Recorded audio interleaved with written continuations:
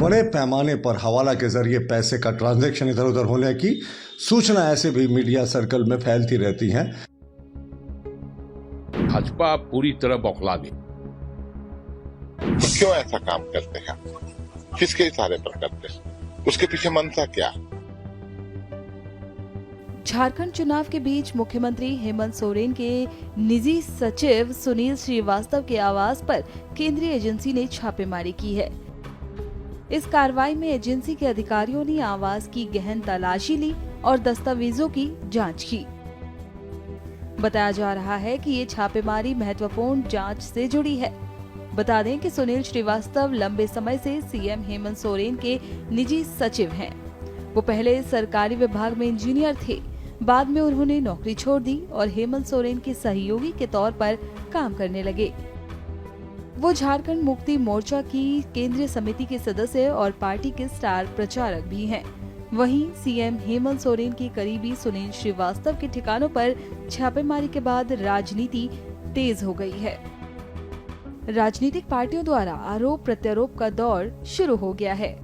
देखिए, ये मोदी जी का न्यू इंडिया है। आप कितने भी बड़े पद पर क्यों ना हो भाई, अगर आपके खिलाफ कोई सबूत है भ्रष्टाचार के, कोई आपके खिलाफ ट्रेल है, मनी लॉन्ड्रिंग का ट्रेल है या अपने आय से अधिक संपत्ति जुटाने का ट्रेल है, तो एजेंसियां कार्रवाई करती हैं।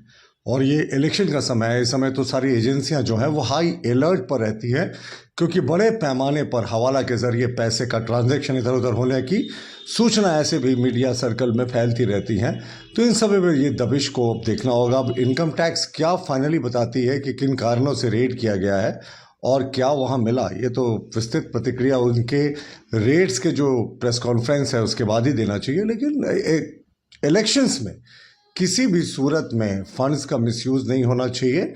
और जहां भी एजेंसियों को सबूत मिलता है, ये यूपीए का शासनकाल नहीं है, ये एनडीए का शासनकाल है, और यहाँ जब एजेंसी को जैसे सबूत मिलते हैं वो कार्रवाई करती है। इस कार्रवाई को हम यह मानते हैं कि भाजपा पूरी तरह बौखला गई है। विधानसभा का चुनाव में हार भारतीय जनता पार्टी को सामने दिख रहा है, तो ये कभी विपक्ष के नेताओं के ऊपर, कभी विपक्ष के नेताओं के जो पीएस हैं उनके ऊपर, जो उनके समर्थक हैं उनके ऊपर आईटी और ईडी का रेड करवा करके एक भय का माहौल भारतीय जनता पार्टी उत्पन्न करना चाहती है। और उन्हें यह लगता है कि इस भय से हम डर जाएंगे, और जो चुनाव में भारतीय जनता पार्टी पिछड़ रही है वो आईटी और ईडी का सहारा लेकर के वो चुनाव में आगे बढ़ना चाहती है। लेकिन राज्य की जनता भारतीय जनता पार्टी को पहले भी खदेड़ने का काम किया और इस बार के विधानसभा के चुनावों में भी पूरी तरह नकारने का काम करेगी।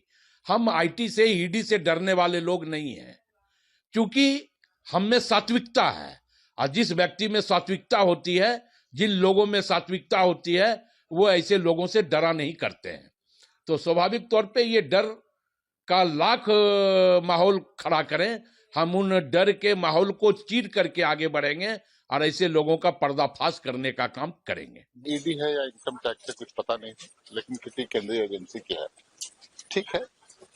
क्या कुछ मिलता है, क्या उत्पुट आता है, अब उसका इंतजार किया जाए चुनाव में। लेकिन वही मैं बता रहा हूँ कि जो ये वक्त है, ये संवैधानिक एजेंसियों पर उंगलियां इसलिए उठती, ये कौन सा वक्त है?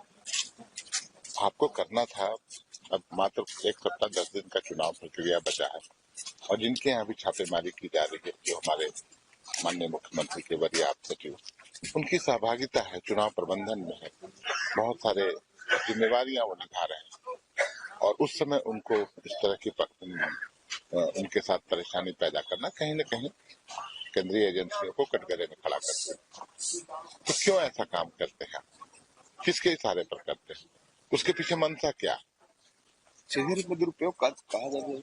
बिल्कुल, देखिए, पूरे देश, राष्ट्रीय स्तर पर ये बातें हैं। झारखंड में चूंकि एक सशक्त गठबंधन और उसके नेता हेमंत सोरेन बहुत बड़े राजनीतिक कद, आज यहाँ किसी का कुछ नहीं चल रहा है, लोग आ रहे हैं, इनकी सभाओं में भीड़ नहीं हो रही है। तो वहीं हेमंत सोरेन, कल्पना सोरेन की सभाओं में भीड़, उससे बौखला गए हैं ये लोग। तो इस तरह की कार्रवाई है। अब संवैधानिक एजेंसियों पर कुछ बोलना भी हम लोग पसंद नहीं करते हैं, नहीं बोलना चाहिए। विश्वसनीयता बना के रखनी चाहिए इन लोगों को। लेकिन सत्ता का दुरुपयोग करने वाले तानाशाही प्रवृत्ति के लोगों के दबाव में आकर इस तरह की हरकतें की जा रही हैं, बहुत ही मैं समझूंगा अलोकतांत्रिक, लोकतंत्र के लिए उचित